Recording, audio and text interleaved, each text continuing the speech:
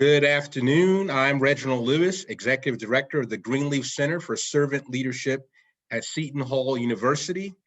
And it's my pleasure to welcome all of our members and guests to the center's second webinar in our coffee series, brought to you from our campus here in South Orange, New Jersey.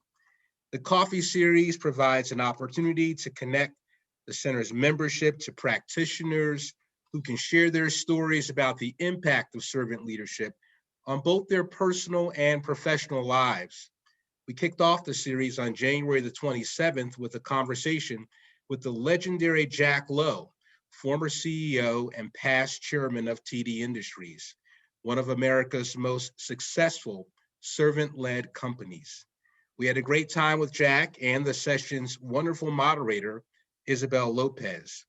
Today, we are fortunate to be joined by two, may I say, all-stars from the center's lineup of trustees, Graham Honaker, Butler University's Executive Director of Principal Gifts and Vice Chair of the Greenleaf Board of Trustees, and co-author of his first, but certainly not last, book, The Cinderella Strategy, the game plan behind Butler University's rise to prominence. This is a fascinating take on how this small university pushed its way into the big leagues of college basketball.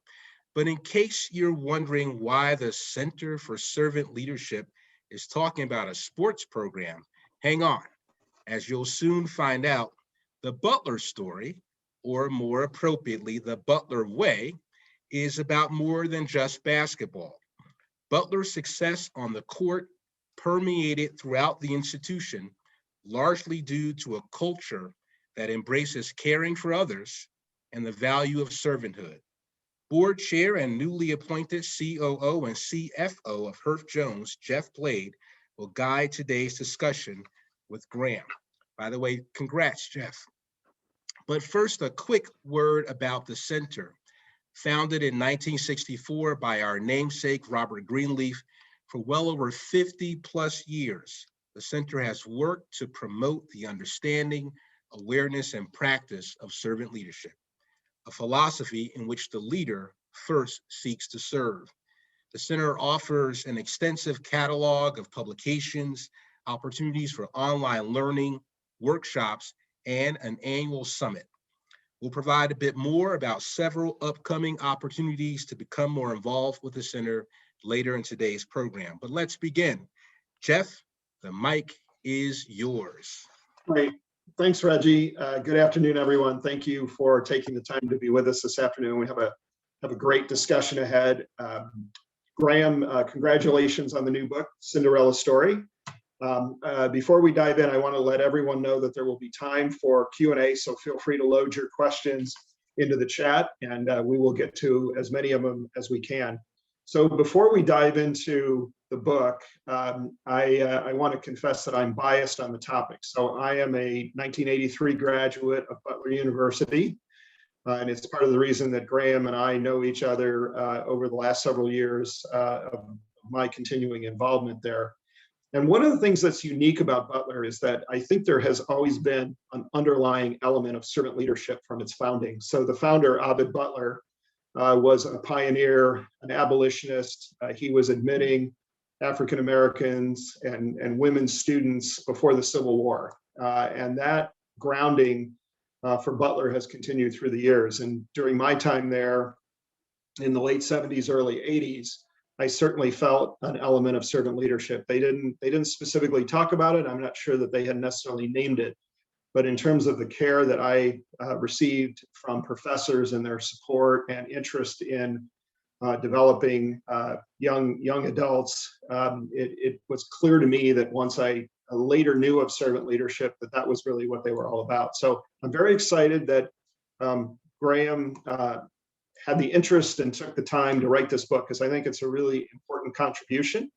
And so with that, we'll get to a first question, and that's a really basic one, which is, Graham, what inspired you to write the book? Well, good afternoon, everybody. And Jeff and Reggie, first of all, I want to thank you. Being a trustee for the Greenleaf Center is one of the great honors of my professional career. And unique in that Butler and Seton Hall are in the same conference, and it didn't hit me till about 5 minutes ago, but we're playing Seton Hall in basketball tonight. So I guess may the best team win, although I'm a little biased. I'll be pulling for the Bulldogs here. The inspiration for the book, writing a book had always been a dream of mine from a young age. But there were really three primary motivations, Jeff. The first one, I've been at Butler 9 years, and every year I saw this growth following two back-to-back Final Fours. If you're a basketball fan, you probably know the story. If you're not, Butler was the smallest school to ever reach the national title game in 2010. Miraculously or not, they made it back in 2011. So back-to-back Final Fours. I came just after those Final Fours, and every year I saw this transformation of what at one time was a small, relatively unknown school in the Midwest. Growth in facilities, growth in applications coming in, growth in philanthropy. And though I'm biased, I thought this is a really unique story. And I started writing several years ago, and my co-author on the book is actually joining us today, Jerry Logan from Boston. He had no tie to Butler. He came to campus in 2017, and he was getting his PhD at Boston College on this notion of what athletic success can mean to a university. He came to campus, we connected, stayed in touch, and around the time of the pandemic last year, I called him and I said, do you want to take your work and mine and start, working on something? I had more time on my hands. My wife will tell you I'm not very good with time on my hands. So this became a project of mine. We developed a manuscript, and I guess the rest, they say, is history. But there were three primary motivations. Butler had done this in a really difficult time for higher education, which I'm sure some of you on the call are aware that, enrollments have been going down, financial difficulties, the questions of whether a liberal arts education, had any value. Secondly, if you're a basketball fan, it's been a bit of a dark time for college basketball. Recruiting scandals, the notion that players just come to campus and stay for a couple months and then depart. And I felt, and again, I'm biased, but Butler was a program, not the only one, but that was doing things the right way. Players came here, graduated. The NCAA was not knocking on our door, which, by the way, it'd be easy for them too, because they're about 5 miles away from us. But we were doing things the right way, and I wanted to showcase that. And then finally, I'm a student of leadership books, strategy books. My wife's still trying to get me to read fiction, hasn't happened yet. But most of those books are on companies, on the Marriotts, the Starbucks, the Southwest Airlines. You're hard pressed to take examples from a university, and I thought this was a unique angle as well. Great. And Graham, how about the title? So as you were writing it, I'm assuming that you were trying to think about the appropriate title and ended up with the Cinderella strategy, game plan behind Butler's rise to prominence. Why the Cinderella strategy? Why that title? First of all, nailing the title took us about 2 months. I think that was harder than writing the manuscript. Cinderella, for those of you who are aware, is terminology for the underdog school in the NCAA tournament. The Cinderellas over the years, the George Masons, the Virginia Commonwealths, obviously the Butler. So we like that play, but also the university was a Cinderella story. In the mid-1980s, the leadership here basically said, should Butler basketball even be in Division I? The school had kind of undergone some tough times with their finances, with their enrollments. So not only was the basketball program a Cinderella, an underdog, a long shot to make it, the university was in a way as well. So we liked the Cinderella strategy. And maybe you could help us understand what the Butler way actually means. And I'd be curious from my own experience of being there when they hadn't yet named it, they hadn't yet decided to try and codify what a Butler way or their own view of servant leadership was. Sort of how did that come about and what is it? Yeah, the Butler way actually started decades ago with a coach by the name of Tony Hinkle, who coached baseball, football, basketball, and was the athletic director here for about 50 years. 5-0, which is almost unheard of these days. But the Butler way, the mantra is, and I'll just read it here so I get it exactly right, but it demands commitment, denies selfishness, accepts reality, yet seeks constant improvement while promoting the good of the team above self. So the team above self definitely has a servant leadership play here. And then Barry Collier, who is our current athletic director and was once the coach, really defined, came up with 5 principles that help add on to the definition: humility, passion, unity, servanthood, and thankfulness. So that there are many, spins on that, but to me, it again, at the bottom of it goes to servant leadership, putting the organization above self, from a leadership model, putting your employees first. I've got some examples I can share later on here, but whether it be a president or a dean or a coach here, is ensuring that you lead with the notion of those under you first, that those are the ones you want to benefit with your leadership. So the Butler way really developed into a brand over the years here. It got a lot of fame in 2010 when, fortunately, the NCAA title game was here in Indianapolis, and our players actually went to class that day. And, that story was told over and over again that, wow, this is, a school that is sticking to their mission, that they're doing it the right way. But again, I go back to those 5 principles: humility, passion, unity, servanthood, thankfulness, and you're trying to live those 5 out every day.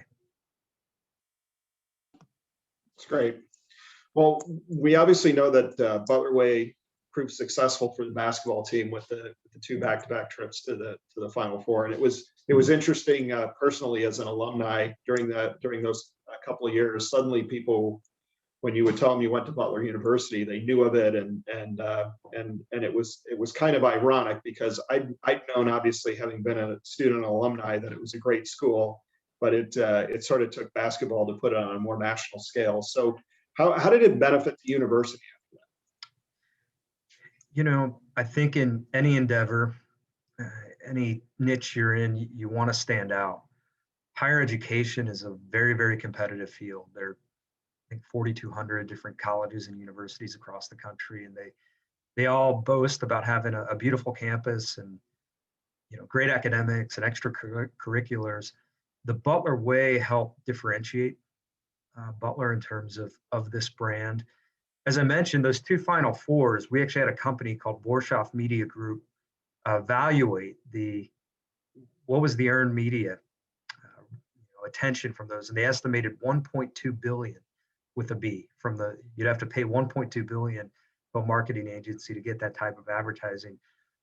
But not only that number, you got these great stories that came out of it. You got the story of the players going to class. There was another story often told about Brad Stevens going into the locker room, and he was hearing a big ruckus, and he thought teammates were fighting, and they were actually arguing over the answer to a physics problem, which you don't often hear about. But that brand, again, as I mentioned, it has been a bit of a dark time in college basketball of reading, and I won't mention the schools, but if you pay attention, you probably know some of them that have been reputed to pay players, numerous other scandals that, wow, the Butler way, this is a team I can get behind. The value from what I do in terms of philanthropy, we've actually had a number of donors migrate who followed other teams, other programs, but loved the notion of pulling for a team that in their mind was playing by the rules, was one of the good guys in college basketball. And a quick anecdote, in 2016, we received our largest gift ever from a couple named Andre and Julia Lacey, $25 million to name our business school. It was a great day if you're a fundraiser. But they had little tie to Butler. Neither Andre nor Julia went here. Children did not attend here. And a big reason they made the gift because they felt their family values, servant leadership, of integrity, character, aligned with Butler's. So there are many different ways to measure it, but if you want to measure just that one, it was worth $25 million to Butler, that Butler Way brand. Yeah, that's great. How did it affect the culture at Butler? So obviously there was the Butler Way already established. There was a sense of servant leadership and a strong culture at Butler, but how did it evolve after all of that notoriety and impact? I think it was the glue that helped us keep our identity. I compare the back-to-back Final Fours to maybe a strange analogy, but to the family that wins the Powerball. You have this momentous occasion, your life changes overnight, but you've got a lot of decisions that are going to need to be made, and you may risk losing your identity in the process. You know, we've seen what money and power and fame can do to people. So there was skepticism. There was some skepticism here on campus with faculty and staff of, are we going to change who we are? Are we going to change our identity? Are we, you know, we were the small, quiet neighborhood school here, and now we're moving into this new galaxy where, you know, financial fundraising expectations are going to go up, where the spotlight's going to shine even brighter with moving to the Big East Conference. But from the top down, it was emphasized, we're still going to adhere to this culture.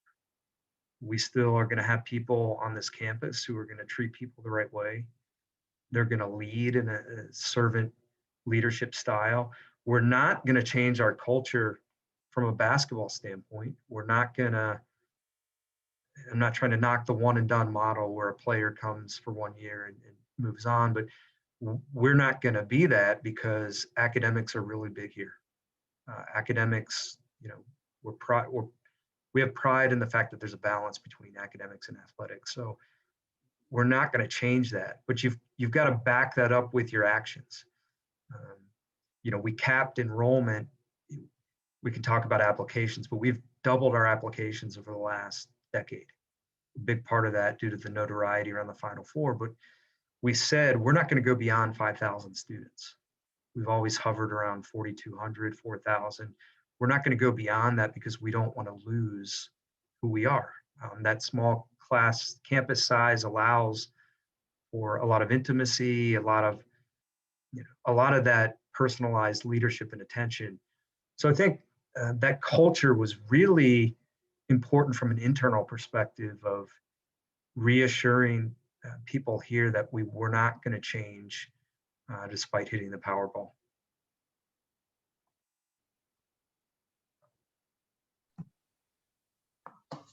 Graham, can you talk about how other organizations, obviously part of the reason that you wrote the book was to tell the story, and it's a great story, but also to potentially stimulate thought on how other organizations might think about applying the lessons of Butler or what they might be able to glean from it. Can you talk about how you think other organizations might benefit from the lessons Butler learned along the way?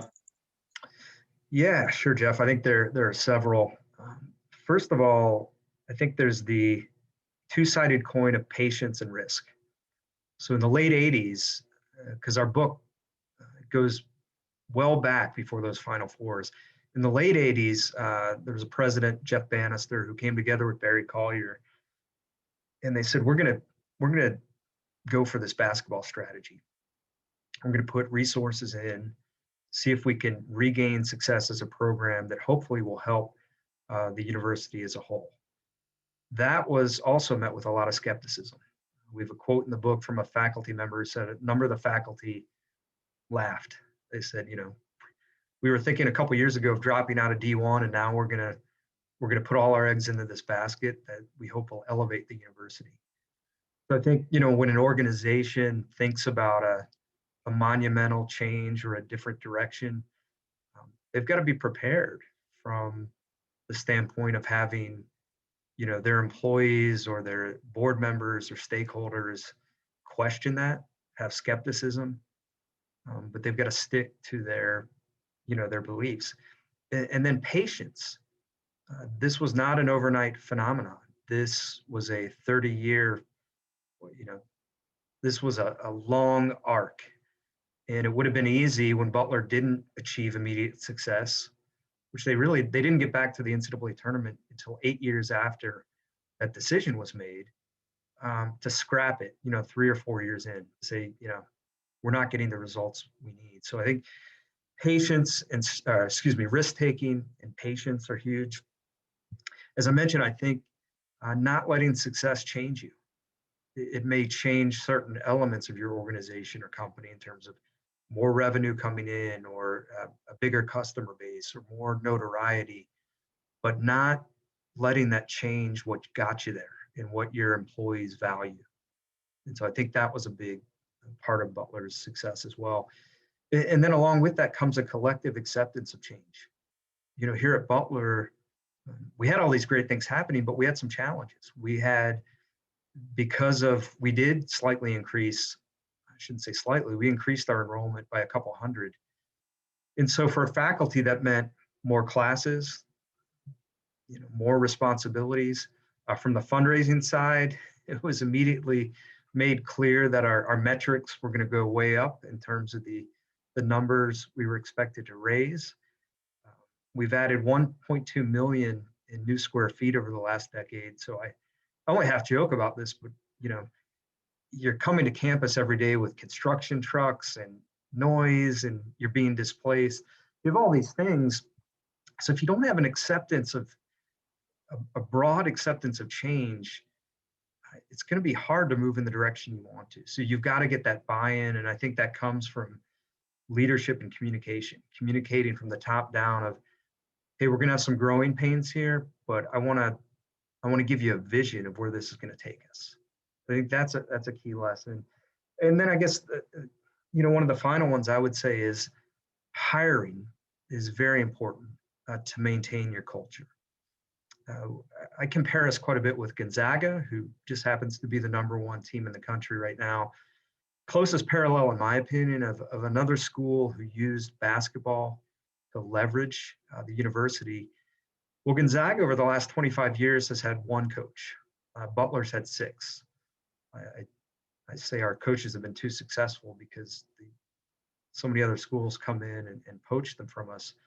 But we made the decision we're going to hire from within. And all of those coaches have either been a former player or an assistant coach who understood the culture. And that we've sustained success from a basketball standpoint. We are struggling a little bit right now, but we sustained that success because those individuals understood the culture. And I think that's important in any organization. We often look at, resumes and what somebody's achieved, or where they went to school, or, what their sales metrics were in a given year. But hiring for culture, which is not always easy in a span of 2 or 3 interviews, but will this individual fit with our culture? I think those 3 stand out for me. And Graham, I would add one, just my own anecdote. So I've had the good fortune to be involved in Butler through the years, given the transformational experience I had as an undergraduate student. And from 2018 to 2020, served as a member of the Board of Trustees.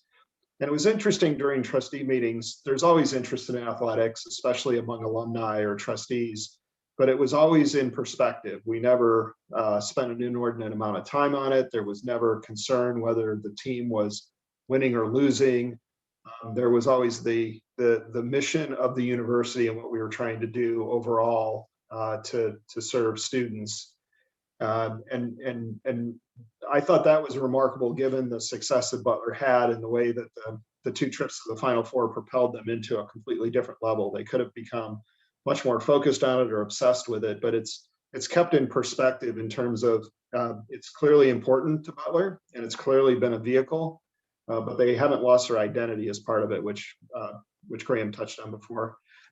Graham, how about the Butler way and servant leadership? All that is easy when things are going well, but in the 9 years you've been there, I'm sure you've seen some ups and downs, especially in the last year during COVID, where universities have been front and center in trying to respond to the complexity of keeping students, faculty, staff safe, and ensuring parents that their children are going to be cared for when they're away from home during COVID.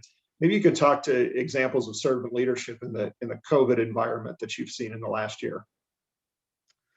Yeah, I see a number of examples.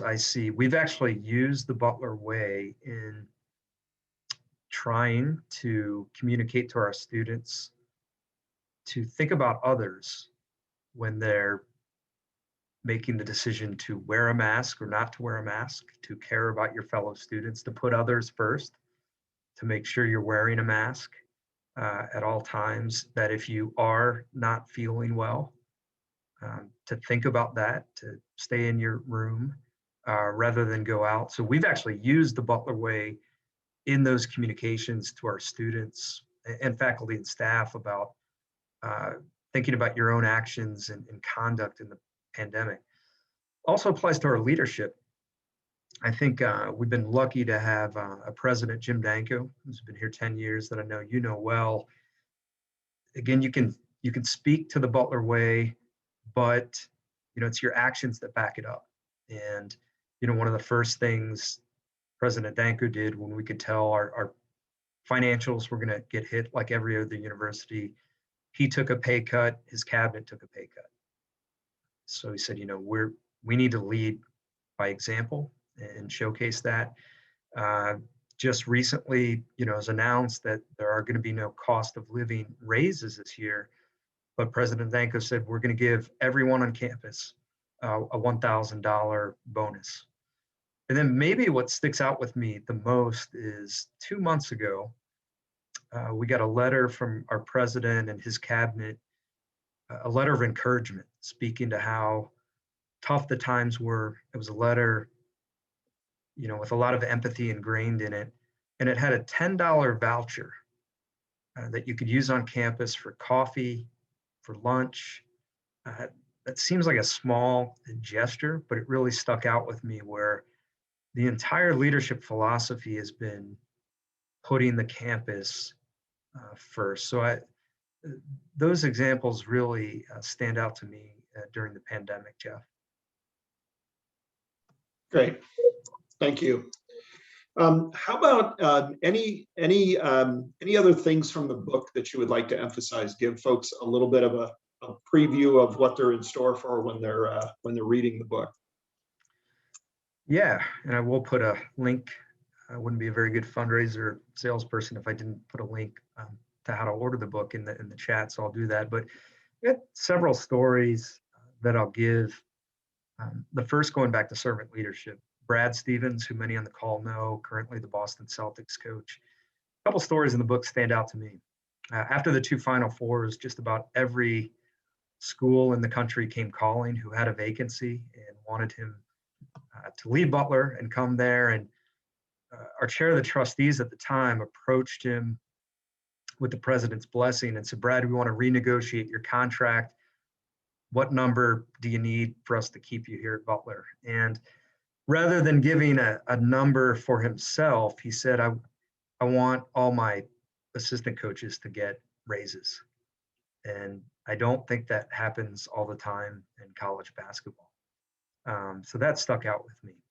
Another story about Brad Stevens is that one of the players on those Final Four teams was a guy named Andrew Smith. He was a tough, rugged, hard-nosed, big man. And upon his graduation at the age of 25, he contracted leukemia and passed away. And his widow created an organization called Project 44, which we're actually sending some of the proceeds to that organization. It's designed to promote bone marrow transplant and awareness of bone marrow registry. And Brad has had several nights at the Celtics, one night per year for a game, where they raise money for Project 44. And so never forgetting, where you came from, the people that helped get you somewhere. I think, sometimes we forget those who helped enable our success. That one stands out. And, I'd say, I guess one last one would be also from Brad Stevens. We do talk about the other coaches, but Brad was the ideal servant leader. In 2013, we played Gonzaga at Hinkle Fieldhouse. It was a nationally televised game. It was sold out, and we won on a last-second shot. And if you see Brad at the end of that game, he's very stoic. He's very calm. And in the press conference, he said, had the shot gone in or not, it really doesn't change the fact that my team is hardworking. They're high character individuals. I love them no matter what, basically. And to me, that was servant leadership as well. I think you see the character of leaders in the good times and bad, but when things don't go your way, I think leaders who don't have that servant first mentality, they may take it out on their employees, they may blame them. I think Brad kept perspective in the wins and the losses. Graham, one of the questions we have in the chat is, apart from the anticipated success of the book, what was the most satisfying aspect of writing the book and telling this story? Turning in the final manuscript. No, I think that the satisfying thing was the journey. And I thank my co-author who's on the call here. I compared writing the book to running a marathon, which I used to be able to do. But it's a practice of intense discipline where every day you've got to get up, do it, believe in yourself, have a vision that one day somebody's going to, it's going to be published. You really have to have a vision. And the publishing process, I learned a lot about. I started out going 0 for 40, 0 for 40 in terms of my pitches to publishers. It reminded me of my high school dating days. I was getting a lot of rejections and unreturned phone calls, but we finally found one who took a chance on us. And I guess the rewarding part is a book starts from scratch. It starts from really nothing but ideas and building that. And then collaborating with Jerry. Jerry lives in Boston, Massachusetts. And one of the interesting elements of this book is we were not in the same room at all. We haven't even been able to, toast a beer or two, in celebration. We've been long distance. So I think the partnership and working with him and just working from the standpoint of not knowing what was going to happen, but believing in this story, believing in the Butler story, I think is most satisfying. Right. We have another great question, which is, how do you get students and staff and faculty to buy into servant leadership when things aren't going well? I think again, it's leading by example, and I would go back to those examples I gave during the pandemic. I think if the president didn't, say we're going to take pay cuts, and that's happened. Actually, there were some stories out there of highly paid college football coaches who refused to take pay cuts. Well, what does that do for morale, on campus? If you're a leader, a CEO, and you're making a lot of money, and we've all been hit hard in the pandemic, and you say, I'm not gonna do that. That doesn't set the right tone, in my opinion, for your employees and your organizations. The communications, which have shown empathy, I think have been really important to show that we care. We care about you here. And we haven't talked about it much, but the racial unrest in this country, our president took a lead on that right away, reaching out, taking several initiatives to address that. I guess the bottom line for me, Jeff, is it's action. We can talk about servant leadership. We can talk about doing things the right way and caring about our employees, but it's what you're actually doing on a day-to-day basis that matters. Yeah, I would add just one anecdote on the student side. So our oldest daughter is a sophomore at Butler, and it was interesting when they obviously sent everyone home last March, and then as they got ready to reopen in the fall, and Butler Butler's commitment was to try and be on campus, they were very clear about communicating to students their expectations and their responsibility in supporting one another as part of the Butler community to be successful in being on campus. And what I saw in my own daughter was buy into the fact that that she was part of a larger community. It wasn't just about herself. And her and her suite mates, she's part of a suite of 8, they were incredibly careful, more so than I would ever expect from 18 to 21-year-olds at that age at college. And she was very careful. Like, there were weekends she didn't want to come home. She didn't necessarily want me to take her out to dinner because she felt a commitment and a obligation to the rest of her suite mates and students. And I think Butler did a really nice job in shaping that environment and helping to guide students on how to model the way. Absolutely. We have another question. In your role of raising money for Butler, how do you use principles of servant leadership to encourage donations? A big part of fundraising is storytelling. And when I was writing the book, I recalled a lot of stories I've shared with donors. And, telling the story of Andre and Julia Lacey, of making this large gift because their values aligned with the Butler way. And we actually had another gentleman who was so inspired by that, he wrote $1 million check. He was a friend of the Lacey's and was so inspired by what they did. So a lot of storytelling, but a lot of it, was enhanced by the stories that were being told by the media. Again, I can't emphasize enough how many people still talk about the Butler players going to class on the day of the national championship game. They still talk about that. One example in the book is a couple by the name of Larry and Bobby Canada. Prior to 2007, they had virtually no tie with Butler. They were alums of another unnamed school in the state, and they followed that program. And they became disenchanted with that program a bit because of some of the things that were going on. And they started attending Butler games. They saw firsthand the Butler way. And we've got a quote in the book about how people treated them when they came in, that they weren't just looked at as season ticket holders or donors, that they were looked on as people. And in the decades since, they've become some of our largest donors. And over the last 7 or 8 years, I could probably count on my hand the number of games, home and away, they've missed. So people came to campus. Jerry actually says this. He came to campus having heard about the Butler way, and he was skeptical himself. And when interviewing 30 people over the span of a couple trips, he saw that it was real. It was a real thing. So again, going back to fundraising, other than praying a lot for gifts to come in, I do a lot of storytelling about how the Butler way is lived out here.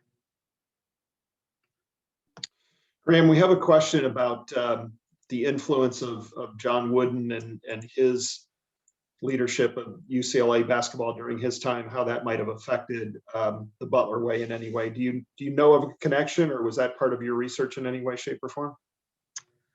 He's in the book. Interestingly, so John Wooden is from Martinsville, Indiana, which is about 30 miles south of Indianapolis. And he played in the very first state championship game in 1927 in Hinkle Fieldhouse, which is our arena. And Tony Hinkle got to know John Wooden over the course of his career. And John Wooden had, his philosophy was called the pyramid of success. And I think some of those principles did shape the Butler way in terms of, again, servant leadership, of humility, having humility. He won 10 national titles, but was known to be a pretty humble person. So I think taking that approach that he had, I think one of my favorite John Wooden sayings is make every day your masterpiece. And again, going back to actions, what you do on a day-to-day basis, I think is so important. again, I'm beating a dead horse here, but it's not what you say, it's what you do. And that quote from Wooden always sticks out to me of make every day your masterpiece and trying to get better and to improve, which is another tenet of the Butler way. Graham, can you comment to, have a question on, even if you're not in an official leadership role, can you still lead through servant leadership or influence through servant leadership? Yeah, I reference another book by a couple friends of ours, Jerry Toomer and Craig Caldwell, called The Catalyst Effect. And the premise of that book is that you don't have to be a leader just because your title says so. Some of the great leaders I've seen in my career were not at the top of the pyramid in terms of their role. And I think you can lead from within. You can be a leader. Some of our assistant coaches at Butler have been some of our best leaders. They weren't the head coach, but they were great leaders themselves. Again, I see we have a person who works in the maintenance department here. With all due respect, maybe one of the lower paid employees on campus, has the most amazing attitude, a hello and a big smile, every time you see this person on campus, a kind word. And that to me is servant leadership. So I do think it can be anyone. You have to have the confidence. You have to have, most importantly, the care for other people, which I think that in a nutshell for me is the foundation of servant leadership. Great, thank you. Well, I don't see any other questions in the chat box. Before I turn it back over to Reggie, Graham, any closing comments? Any shameless plug for your book? Anything else you'd like to share with our participants? Well, I'm going to put the link here in the chat. I would say we've been really fortunate to have some great testimonials in the book, and that's another lesson we try to emphasize is how do you gain respect from your competitors, where I think the Butler way fits in with this endorsement might hurt me with the Butler community because he was the opposing coach in 2010, but Mike Krzyzewski's endorsed the book, Val Ackerman, the commissioner of the Big East, the Greg Popovich, the coach of the Spurs, who is a servant leader, in my opinion. There's a neat story on Greg in the book. So we've been able to get a lot of these testimonials, but what's impressive, I think, is, it's not necessarily a reflection of me asking them, it's their respect for Butler. When I asked Mike Krzyzewski, I got a response in 3 days. Be honored to do it. I have such great respect for Butler. Probably didn't hurt that his nephew attends Butler, but a lot of these reach outs were like a day, and these are very busy people. A day later, absolutely, I'm on board. And I think I'm proud of that because that illustrates the respect that the community has for Butler. But I appreciate it. I'd say Jerry and I are not getting rich off the book, but we want to spread the story because we think, again, there just aren't a lot of books, periodicals where you can learn from a university. I told you earlier, universities, rightly or wrongly, look a bit like dinosaurs and how fast they move to innovate. I don't think we've been that way. And I think there are other schools who are examples of pioneers and innovation and taking risks. So if you're a fan of leadership strategy culture and you're looking not to read about a really great company from the private sector, I feel this would be a good book for you. Great. Well, Graham, I want to thank you for not only writing the book, but for taking the time to share with all of us this afternoon. Great story, really outstanding. And with that, I will turn it back over to Reggie for closing comments.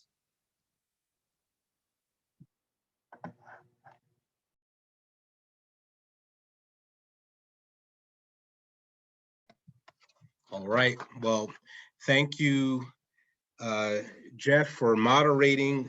Thank you, Graham, for taking time to share your journey and insight on the Butler Way. Lessons that are applicable to any organization. Again, to all of our guests, if you check out the link, if you look in your chat feature, you can see the link for obtaining a copy of this must read.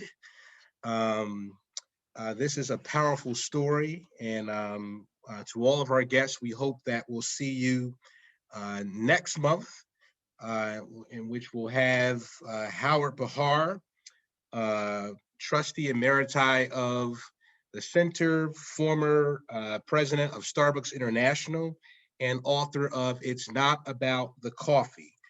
So join us on March the 25th at 4 p.m. Eastern Time. We'll be sending out notices to that effect. Also, you can learn more about servant leadership. We have openings for our March 26th Academy class, Foundations of Servant Leadership. Visit us at greenleaf.org, where you can register for those opportunities. And of course, it's not too late to register for the International Summit for Servant Leaders. Visit us at servantleadersummit.org. Many thanks again to Jeff Blade. Super thanks to Graham Honaker, and congrats on this enormous accomplishment. Thank you all for joining, and we'll see you soon.